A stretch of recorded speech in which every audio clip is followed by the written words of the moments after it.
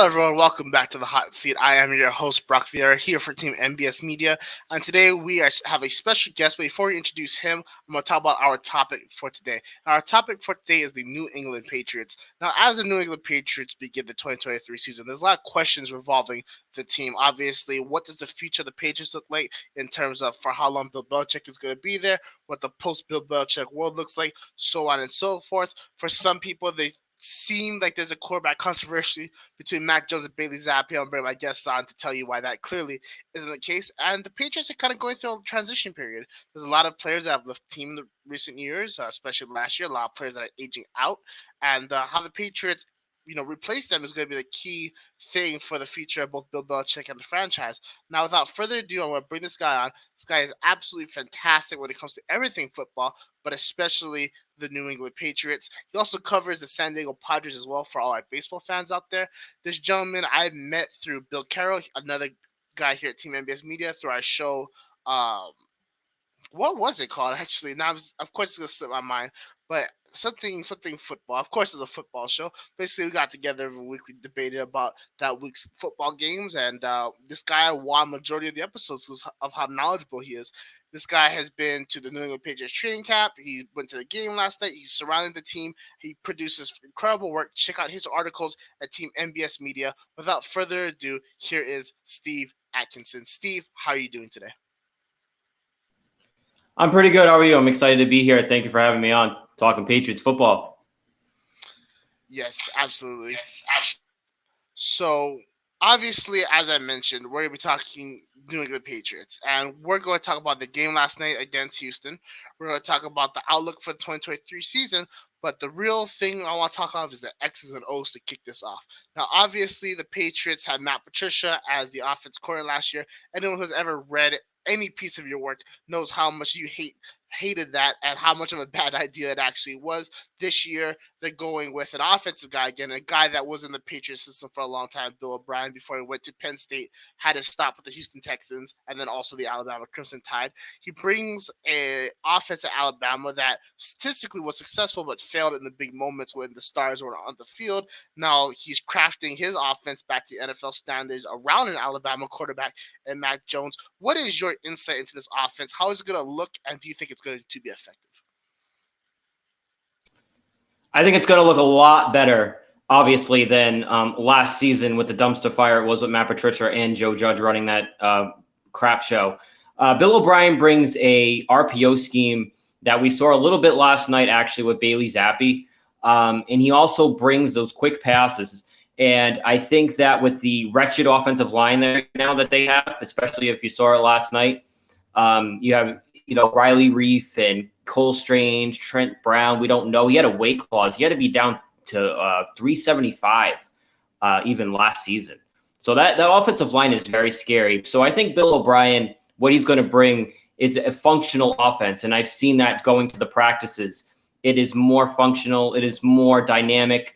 The plays are quicker. You do a lot of screen passes. Everyone seems to be on the same page. No one's asking what the why. Bill O'Brien explains the why they're doing this, why they're doing that. So I think Bill O'Brien brings a more functional offense that we'll see going forward, unlike what we saw last year with dysfunction. Joe Judge yelling at wide receivers and the position coach going to that specific player and saying, nope, that's not how we do it. We do it this way. Just a lot of dysfunction. Bill O'Brien brings the functionality back, and that's what we'll see. And I think the offense will be a lot better.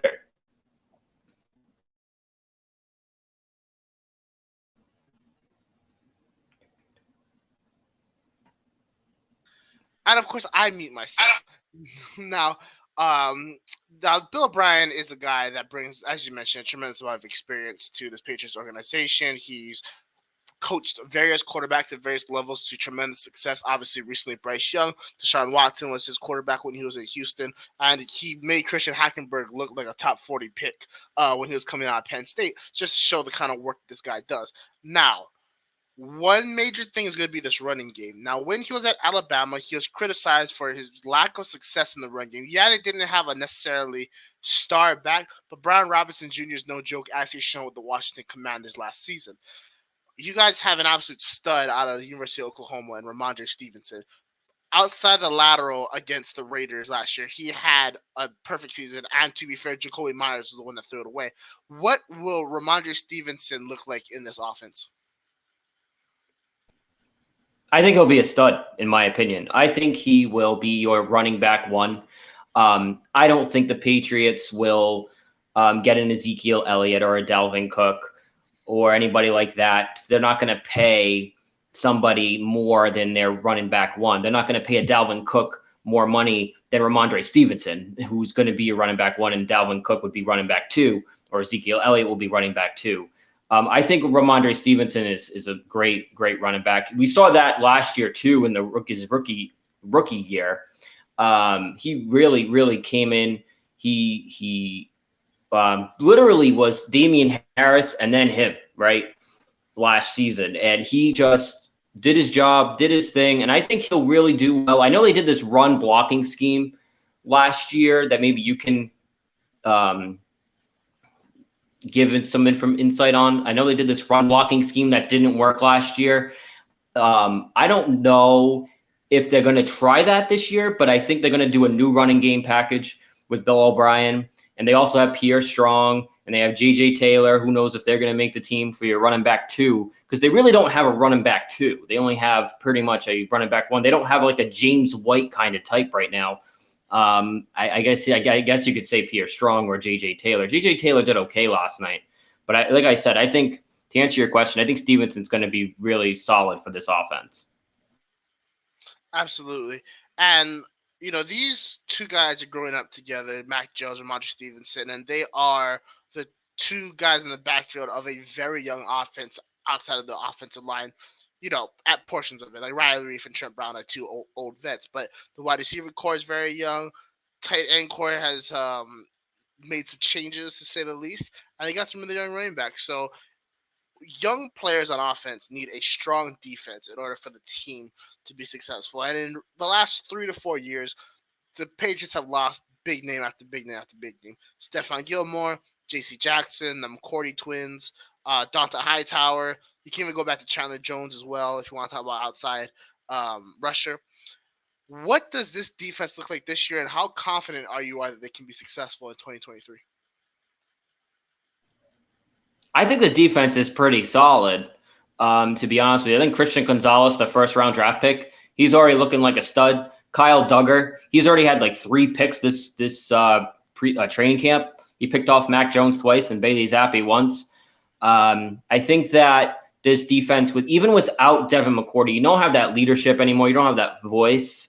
So they got to find the next player to do that. But I think, with Christian Gonzalez coming in, I think that defense is going to be really solid. I think Jones on the other side, maybe Kyle Duggar again. He's evolving, but I think the defense itself is pretty good. It was pretty good last year. The defense was better last year than the offense was, obviously.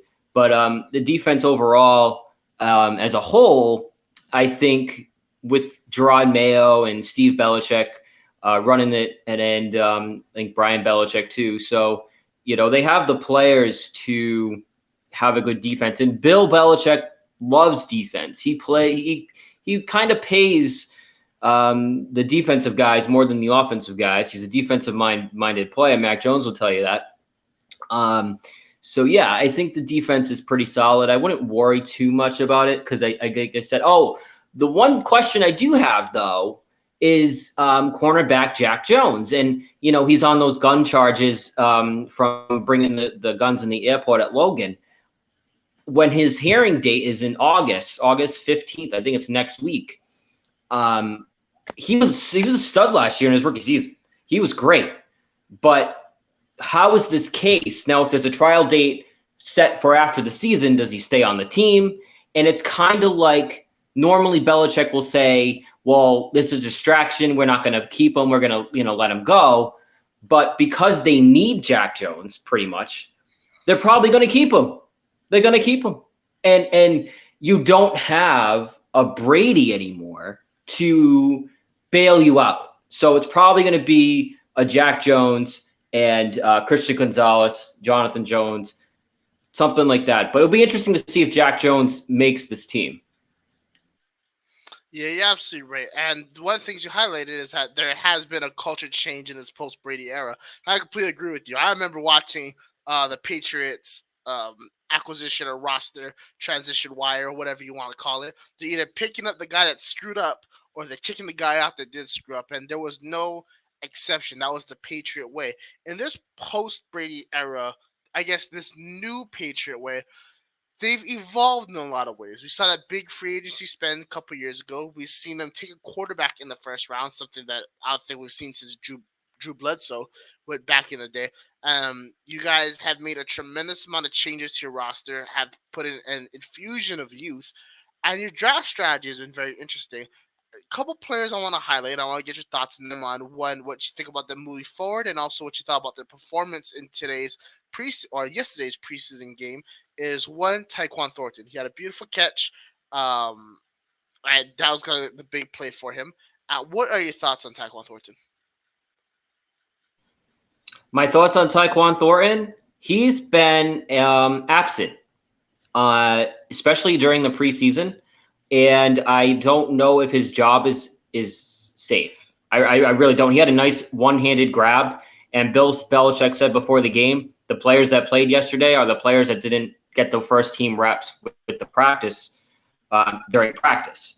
And Tyquan Thornton was mainly with Bailey Zappi the whole preseason, the whole training camp, I should say. So my opinion on Tyquan Thornton is if he can't stay on the field or if he kind of slips, because it sounded like he had like that one good catch, and I think a rookie, if you like Jeremio Douglas, I think he's beating him out right now. I really do. I think he's beating him out. He's playing with Mac Jones. He's that little short little slot guy like Wes Welker, Julian Edelman kind of thing. So if Jeremio Douglas pushes Tyquan Thornton, I don't know if Tyquan Thornton's still on this team. It's a very fair point. Another guy was the guy that was throwing him majority of the balls today, at least his targets, was Bailey Zappi. Now, clearly, Mac Jones is his QB1, so we're not going to even address that before you go on a little rant, which I understand why you would. But has Bailey Zappi established himself as the true quarterback too? And could we see him play in this season in a situation that Mac Jones is not injured? Can you say that last part again? I broke up a little bit. Yes, could we potentially see Bailey Zappi play significant time in 2023, either benching Mac Jones or because they benched Mac Jones? So if Mac Jones got hurt, we're not talking about that. This is strictly a coaching decision. Could we see Bailey Zappi in 2023?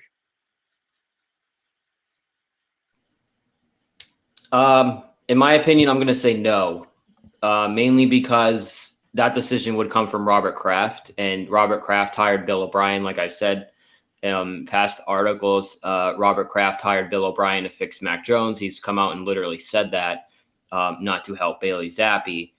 Um, I mean, he'll help Bailey Zappi, but not to start Bailey Zappi. What happened during that Bears game last season was a complete and utter embarrassment by Bill Belichick, and it was unbelievable what he did to Zappi there, to Mac Jones and Zappi. I mean, and then you caused friction between the two of them, and I think there's still probably some friction there too.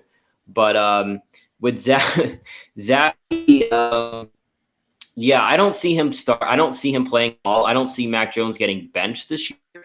I don't. I think Mac Jones likes to be coached hard. I think he likes to be pushed by Bill O'Brien, and I think Bill O'Brien will provide that. If Bailey Zappi was to start this at any point this season, I think it would have been like a Matt Patricia was back or Joe Judge was back. So no, I don't see starting at all this year. Absolutely. Well, one last guy I want to talk about before I hit our first commercial break is a guy I was very high on coming out of college, and he ended up going to the Baltimore Ravens in the fifth round before he was traded to you guys in that same preseason, and that is DB Sean Wade. Now, Wade, I don't even know how to put his performance today because there was sometimes you're like, oh, okay, he's doing his thing, and then obviously you've seen the touchdown by Nathaniel Tank Dell. So what is your view of Sean Wade, and is he a cut candidate, and how likely, if he is, how likely is he to make this team? Yeah, I think he could. I think he could make the team. I think he's kind of lost in that room though with the defense. The defense is so. Um, I think he has an opportunity. So say something happens with Jack Jones, and there's an issue there, and he doesn't make the team or whatever. Then maybe Sean Wade or another cornerback could help develop or make the team. Sean Wade has been lost though. You know what I mean? He hasn't gotten his opportunities. I don't think as much as he wanted to. So I don't know if he if he makes the team, he probably will as like a backup kind of thing. Um, but I don't know if he'll definitely make the team if Jack Jones if something goes on with Jack Jones in that court case. That's just my opinion. Absolutely. Well, we're going to take our first commercial break. When we come back, we're going to get your thoughts about the first preseason game, what cuts we could see or what additions we could see, and then finally your expectations for the 2023 season. We'll be right back.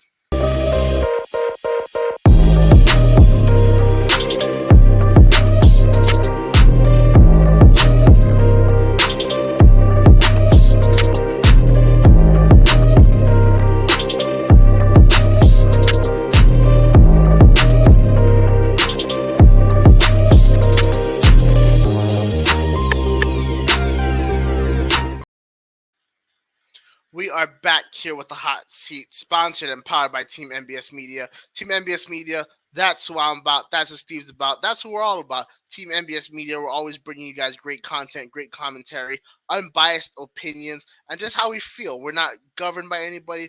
We're not really restricted by anybody. The boss, Joe Cardozo, basically lets us say what we want to say, and that's exactly the environment that needs to be made in sports media. Now, we're going to continue saying what we're saying this fall when it comes to football season.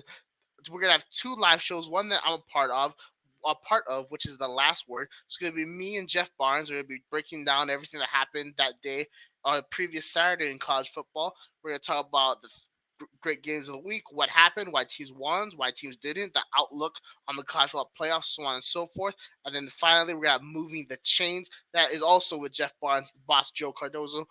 Those shows are going to be honest, brutal commentary on the game of football, the game we love. And talk about honest, brutal commentary. We are back with Team NBS Media and Patriots insider Steve Atkinson. Steve, you were at the game today. You saw everything that went down. What was your takeaway from the Patriots' first preseason game, a 20-9 loss to the Houston Texans?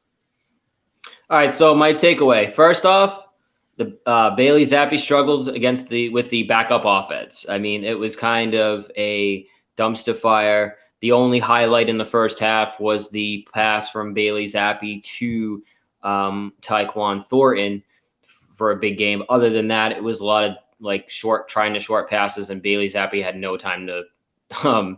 He had no time to throw it all. That offensive line was so bad last night. The defense played okay. I mean, I thought the defense was really good, considering their let ups. But and the highlight, mainly the best part of the game was the last 5 minutes. Malik Cunningham coming in and scoring their only touchdown in the game for the Patriots and running it in. And then you had Trace McSorley. He couldn't do it either. He was really bad. I don't think McSorley is going to make the team, in my opinion. As of right now, I think it's going to be Mac Jones, Bailey Zappi, and Malik Cunningham maybe as the third quarterback, while McSorley is going to practice squad or something like that. But yeah, that operation last night was not great for the offensive line.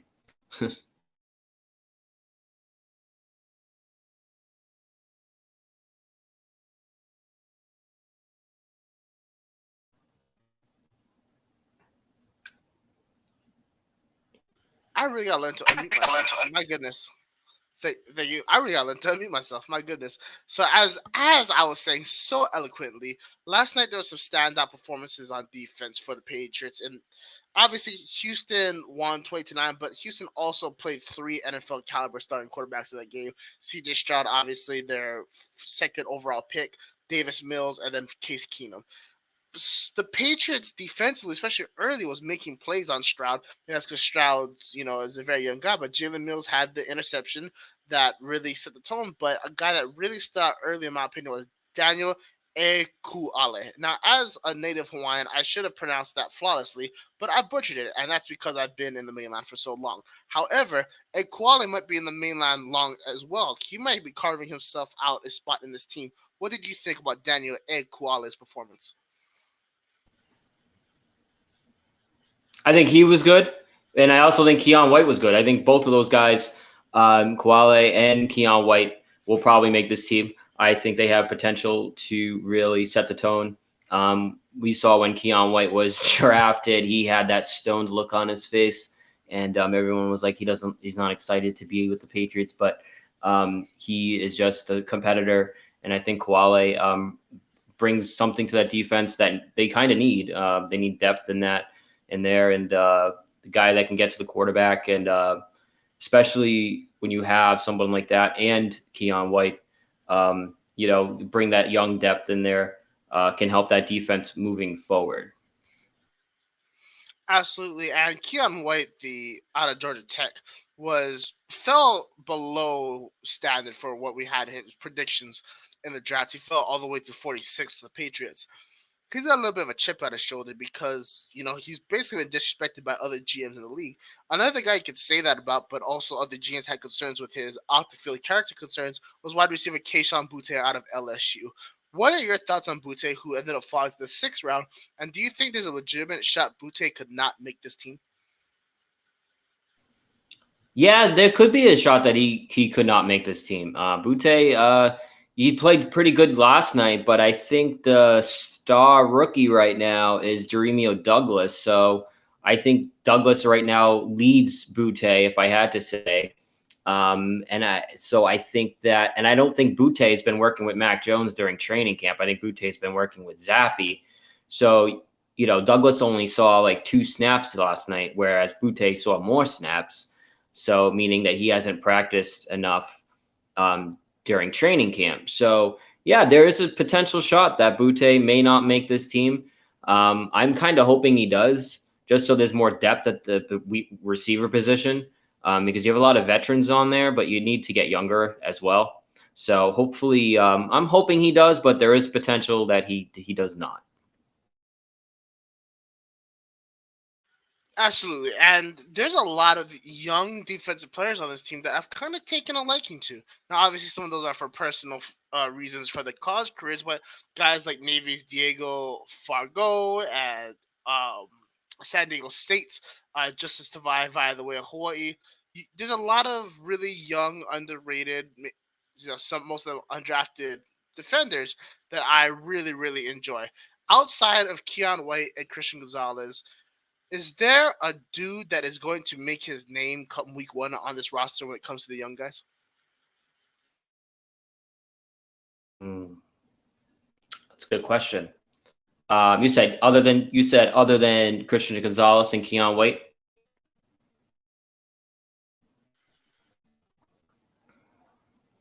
Hmm.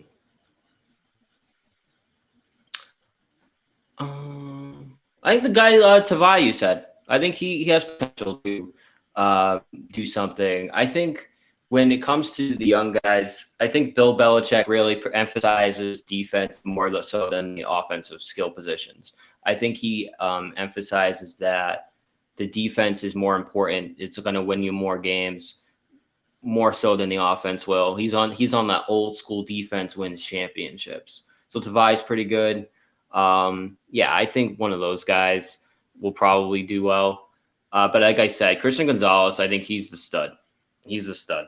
So he's come out in camp. He's played on the number one team on the number one side with Mac Jones, I think, a few times. And Kyle Duggar is really growing too. I think he's going to evolve. He's already evolved, but you know what I mean? I think he's going to evolve even more, become more of a stud in this defense, and have a lot of interceptions. Absolutely. So we're going to take our next commercial break. When we come back, we're going to talk with Steve about the 2023 season, his outlook, expectations, so on and so forth. Watch this commercial, and then we'll be right back. This commercial is brought to you by TrueBrain. Say hello to TrueBrain. We're not magicians. We're not going to turn you into a rocket scientist. Unless you're already a rocket scientist. We're not big pharma, and our products are custom made to boost mental output. We empower people to do their best thinking. Welcome back to the hot seat. We are here with Team MBS Media contributor and also Patriots insider Steve Atkinson. We talked about last night's game. We talked about the training camp and the preseason. Let's talk about the regular season. Now it's almost around the corner. September 10th, you guys kick off your season at home against the defending NFC champions, Philadelphia Eagles. After that, you play two straight division opponents in the Dolphins and the Patriots. You guys play the Dolphins at home, the Jets in New Jersey. You guys will also go on the road at the Cowboys. You guys will play the Saints at home. You guys will go to Las Vegas against the Raiders. Then you begin your first game. Excuse me. You begin your first game in the series against the Bills at home. You get another division game at Miami on October 29th. You guys play the bosses, Joe Cardozo's favorite team, the Washington Commanders, on November 5th at home. You guys also play at home against the Colts. You guys play at the Giants. You guys play the Chargers at home. You guys play the Steelers in Pittsburgh. Chiefs at home. Broncos on the road. Bills again in Buffalo. And then you guys finish the season off against the arch rival New York Jets at home. That is the schedule for Patriots 2023. Your division got very tough very fast. Now, Buffalo is the defending kings of it, and I don't want to go into the reasons why they're great. The Jets obviously added a Hall of Fame quarterback in Aaron Rodgers, and looks like they're sporting one of the best defenses in the NFL, if not the best defense in the NFL, and they've established a tremendous amount of depth on that defensive line, and Miami is speed, speed, and speed. Obviously, they have Tyreek Hill, Jalen Waddle. They added a couple other guys in the offseason, guys like Robbie Chosen Anderson. I don't know which part he got rid of, the Robbie or the Anderson, so that's why I said all three of the names. Braxton Berrios, and potentially they might get Dalvin Cook as well. They also added Jalen Ramsey at the cornerback position for the retiring Byron Jones. However, Ramsey is hurt to about week, possibly 4 or 5. We'll see on that. Your division is tough. You're playing the Chargers, who made the playoffs last year. You're playing the Chiefs, who won the Super Bowl last year. You go on the road to the Broncos, who just added Sean Payton, and rumors are that their offense is better. The Colts just added a new quarterback in Anthony Richardson. You guys play at Dallas against a Cowboys team that, when it's early in the season, they're very, very good. How are you feeling about this season, and what would a successful season look like to you, Steve? A successful season would be 10 wins. And that's putting it like 10 wins is pretty much probably the max with this team, mainly because of their division. So because they have, like you said, Aaron Rodgers with the Jets. And I think the Patriots may be able to squeeze out one win with the Jets. I don't think they could I don't think they're going to get swept in that season series. I think they could squeeze at least one win out. I don't know if the Jets thing is going to work completely with Aaron Rodgers, with the Hard Knocks thing and everything. Let me be a distraction. I don't think it's going to be like when Tom Brady went to Tampa and it was like, he went to the Super Bowl. I don't think it's going to be like that with Aaron Rodgers because he's a different breed, from Tom Brady. As far as the Bills are really, really good. Obviously, Josh Allen, Stephon Diggs, so maybe there's drama there. Who knows? It's nice to see DeMar Hamlin's back in full speed there. And Miami is great, but they lost Jalen Ramsey until December 1st. The Patriots play the Dolphins before those two games, I think before December 1st. And I know they just got someone else. They just picked up Eli Apple. They just picked him up.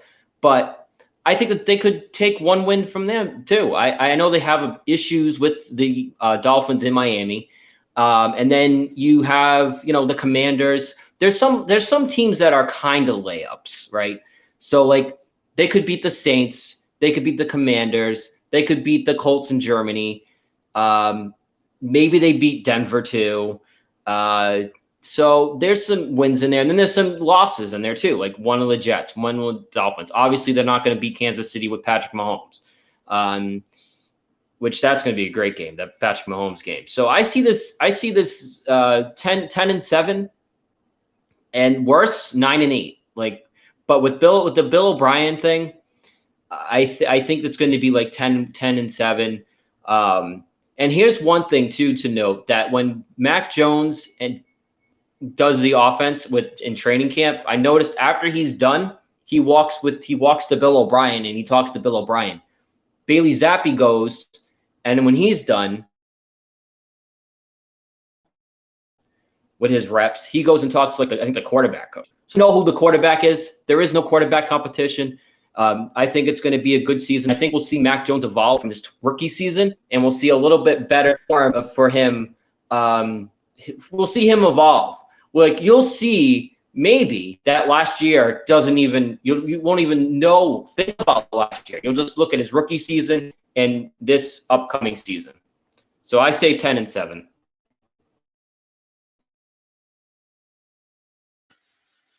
Absolutely. Patriots fans, keep in mind that they did add Juju Smith-Schuster in the offseason. I believe he's dealing with some injuries right now, but that'll just be another weapon for Mac Jones and Bill O'Brien to use to their advantage. Speaking about the Jets, you said maybe they'll squeak one. I'm just saying the Jets haven't beat the Patriots since 2015. I was 16 years old the last time the Jets beat the Patriots, so I wouldn't count on the Jets pulling out one against the New England Patriots just yet. Last thing I want to talk about is obviously the head coach, the man in charge, the evil emperor, Bill Belichick. How many years does he have left as the Patriots head coach? Are you still confident Gerard Mayo is his replacement? And will this year define him as a head coach or define his legacy? Yeah, I think he's still on the hot seat. It's the name of your show. Bill Belichick is still on the hot seat. Because I think if he has a bad season, I think he'll look at it as, see, I told you Mac Jones is good. See, Robert Kraft goes and gets Bill O'Brien to help Mac Jones, and now we have a bad season. See, it's on the quarterback. It's on the quarterback. But if Mac Jones has a good season, Bill can look at it and say, oh, I had to it's on. If Mac Jones has a good season, he could say, oh, see, he could say that he failed, right? He failed last year in Mac Jones, but he will never come and say, he'll never admit his mistakes from last season because he's too ego. His ego is huge. And I think he's 20 wins away from passing Don Shula's record, right? Of the most wins of all time. One of the useless records, in my opinion. It's a useless record. So you're going to be 500, right? And you're going to pass a record. You're going to pass the all-time wins record. Like, great, you're 500. You won 6 Super Bowls with Tom Brady. He walks out the door, you're 7-9, and then you're 25-26 without Tom, since Tom Brady left. It's crazy. Like, so say he stays here, right? He breaks the record. They're 7-9, 7-9. That's only 14 wins. So if they win 10 wins, 10-7, 10-7, you win maybe one playoff game, and he breaks the record. Great. He's 74 years old. You got to worry about Matt. Here's another thing too, right? Bill Belichick makes $25 million a year, right? You see all of these quarterbacks now making. Justin Herbert just made a crap ton of money. All these Joe Burrow's going to make a crap ton of money. Bill Belichick hates paying quarterbacks. He hates it, right? It took them forever to get Matt Judon to buy in and pay him for this season. He gave him $14 million. You look at Mac Jones in his 5th-year option. They're probably going to pick it up. Obviously, they're going to pick it up. Bill Belichick will not be here for Mac Jones's next contract because he will not want Mac Jones making more than him. He won't want it. There's no way he's going to want Mac Jones making $50 million a year or whatever the number is going to be by the time his contract's up. It's not going to happen. Rod Mayo will be here. He'll be the head coach. I guarantee that. I think Robert Kraft wants that. I think it needs to happen. I think Gerard Mayo now over Bill Belichick. Just because they need a new vibe. They need a new dynamic. You had Gerard Mayo last year. You wouldn't have had those two clowns. You wouldn't have had – I go to training camp, and Joe Judge is the loudest he's the loudest coach on that field, yelling at special teams. He blows the whistle, he's jogging, walking fast, and he's screaming at the top of his lungs. He's the loudest coach. Like, no wonder why the wide receivers, Kendrick Bourne and all them, are like, what the hell does this guy think he's doing? And their position coaches are like, no, don't listen to that guy. This is what we're doing. That's why it's such a dumpster fire. It's crazy. You had Gerard Mayo. You would have had Bill O'Brien here last year. You would have had at least Gerard Mayo running the defense still, but you would have had an offensive coordinator, a quarterback coach, and you wouldn't have had those two clowns here. You wouldn't have. But it was because Bill Belichick had his friends getting paid from other teams, and Joe Judge is still getting paid by the Giants. So, it's Bill's house, but, Kraft, and here's another thing with Kraft, right? He has taken power away from Bill this whole time since 2019. He said we're going to do a more collaborative draft, right? So they did that. Then and then the Cam Newton thing happened.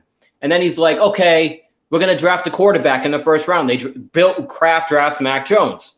And then Kraft says, okay, you can pick your offensive coordinator after Josh McDaniels leaves.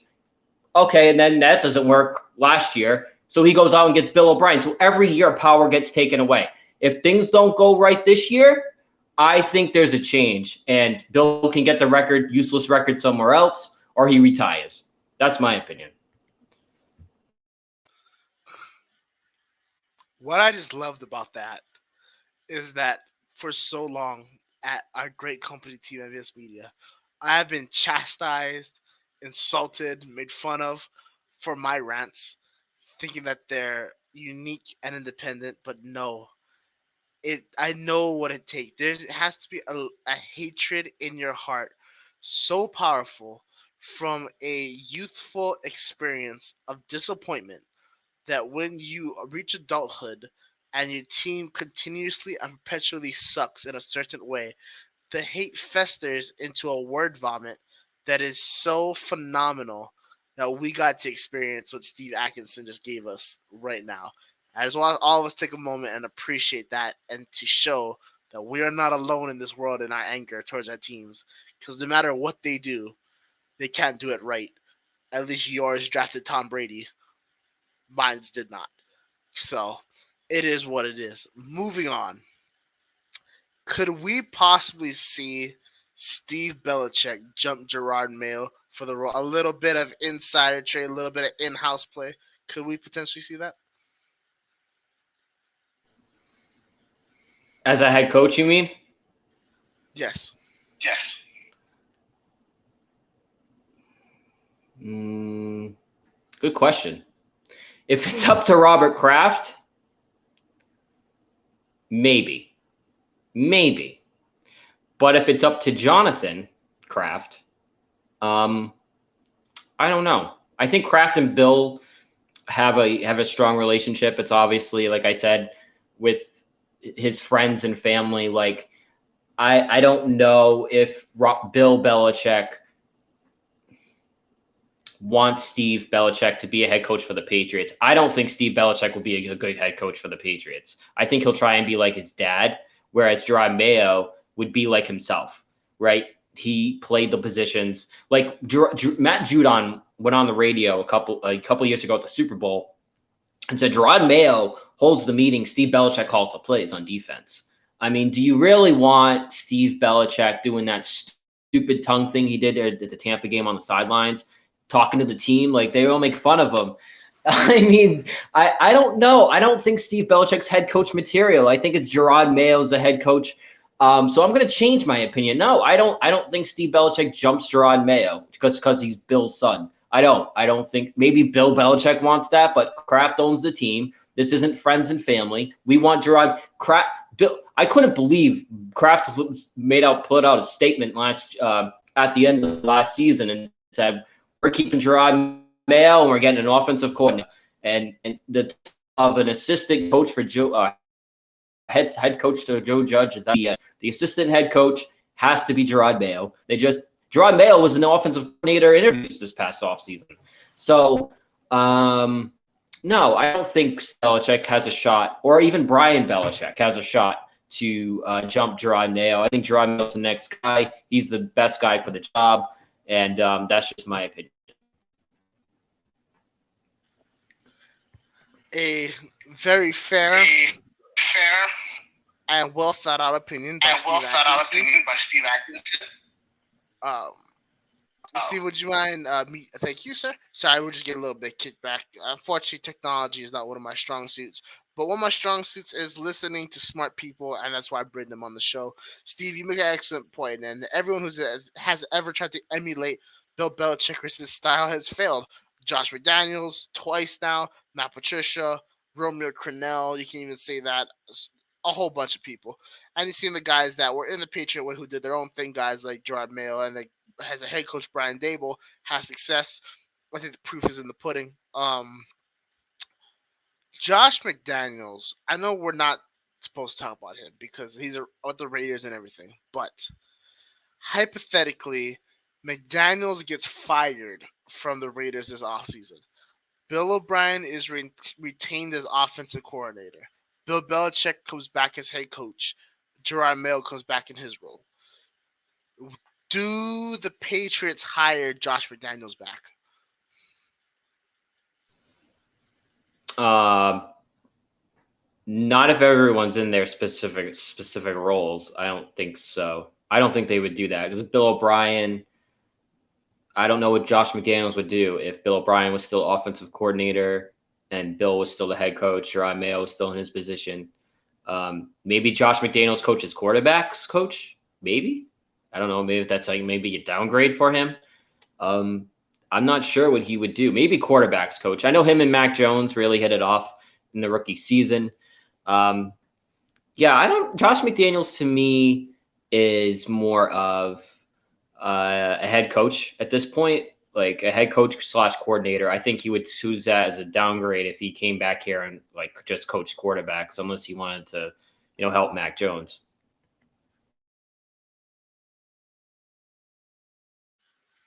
Fair. Well, Steve, before we ask you your final question and get you out of here so you can begin your beautiful Massachusetts day, where can we find you? Where can we read your articles at? And, what is your next article going to be about? So you can follow me on Twitter at SteveA1127. You can read all my articles for Team MBS Media at teammbsmedia.com covering the Patriots, Padres, and Boston Celtics. My next Patriots article is going to be about this Bailey Zappi, Mac Jones thing, because I kind of find it similar to, it's kind of reminding me of Jimmy Garoppolo, Tom Brady in a little bit. And obviously Tom Brady had won 3 Super Bowls, lost 2. So it's obviously not even close, but the comparison is there a little bit. Whereas, there was that competitiveness. Like Tom Brady was pissed that they drafted Jimmy Garoppolo. He was hurt by it. He didn't like it that Bill said we're going to talk about Tom's age and contract situation. And I think that's going on with Bailey Zappi and Mac Jones, just the way how Bill handled Mac Jones and Zappi last year during the season. And it kind of is carrying over now, as you've seen the little digs, like, Mac Jones is asked about Zappi. Mac doesn't say Zappi's name. And even after plays, they don't kind of interact with each other during practices.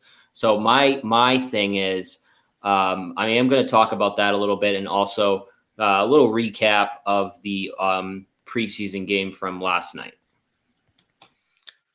Excellent. Well, Steve, this has been an absolute pleasure and joy. I appreciate you getting up this early to join us. Last question I have for you is, despite everything, the bad blood between Belichick and Brady, the championships, the 6 rings, anything, let me rephrase it. Putting all those things in mind, the championships, the bad blood, whatever you want to sum up Bill Belichick's legacy is, it is a legacy of greatness. Is there anything that could happen from not scandal related? Because if we would talk about Patriots and scandals, we could be here all day. But is there anything that could happen on the field for the rest of Bill Belichick's career with the Patriots that could ever tarnish his great legacy? No. No. The only thing that could tarnish, I shouldn't say no. The only thing that could tarnish it is his record without Tom. Like, he has to win a playoff game. He really does. I mean, he's got 6 rings. 6 rings with 1 quarterback is great. But you know what though, and I know probably we probably shouldn't do this, but Andy Reid is kind of creeping up. I don't know. He's taken two quarterbacks to the Super Bowl, and he's Patrick Mahomes is the next level, right? So is Andy Reid offensively? He's an offensive guy. He took McNabb to the Super Bowl. He's taken now Patrick Mahomes. He's won twice. If anyone's going to catch Tom, it's going to be Mahomes, right? So I don't know if you think Andy Reid has a shot at catching Belichick with all-time wins and Super Bowls. With he didn't win with that, but he's like Mahomes is gonna win. Mahomes is gonna carry it, right? He's gonna win more Super Bowls. I don't think 7, but he's gonna win a few. If anyone that can catch, it's anyone that can catch Brady, it's him. But if there's anything that can tarnish Bill's legacy, it's not winning a playoff game without Brady. I don't think he'll win another Super Bowl. I think that's done. But he's got to win at least one more playoff game. That's fair. I think it is a genuine thing to consider the fact that Andy Reid is catching up on Bill Belichick. As you mentioned, Bill Belichick's 73, I believe 73, right? So he won his 3 latter Super Bowls later on in his career, and that started by the time Andy Reid is now, which is about age 65, so he was in his mid 60s. Andy Reid is only 65. He has Patrick Mahomes for presumably the next 18 years. I think it's a good average, thing to say how much more Mahomes is going to be in the league, especially if he's making the money he's making. I wouldn't quit until I couldn't walk. But if Andy wins one more, I think we genuinely need to start having that conversation, especially since the one thing Belichick has is that his defense has made the difference in every Super Bowl they played in, or every Super Bowl victory they played in. Obviously, the first 3, we can talk about that all day. Shutting down the greatest show on turf. Jake Delhomme, Steve Smith, Musa Muhammad was a very underrated offense. Philadelphia, Andy Reid, T.O. was out there doing everything, but y'all still shut him down. And then later on, holding the Rams again to 3 points in that Sean McVay offense. Coming back against the Falcons, making those big stops defensively in the second half. Andy has won his 2 Super Bowls offensively. If he wins a 3rd Super Bowl, being with Patrick Mahomes driving the ball down the field, I don't see how you don't have that conversation. But that's just how I feel about it. Steve, this has been an absolute pleasure. Before we see you out, is there anything that you would like to say to anyone watching? Nope. Thank you for having me on. I really appreciate it. I want to do this again sometime. And, follow all the writers and everybody for Team MBS Media. Thank you, Stephen. Absolutely. Follow everybody that put out great content, including this man himself. Absolute pleasure to have you on. Of course, we're going to bring you back. I mean, the Chargers are going to play the Patriots. I had the last time my Chargers beat your Patriots, the recession didn't happen yet. I think we're probably like 26 months away from the recession. Possibly 4 years away from the recession is the last time the Chargers beat the Patriots. So we're definitely bringing back on because I will be talking shit and I will probably be wrong. Once again, pleasure. Check him and everyone else's articles out at teammbsmedia.com. In the words of my co-host on College Football Forecast, we are OUT out.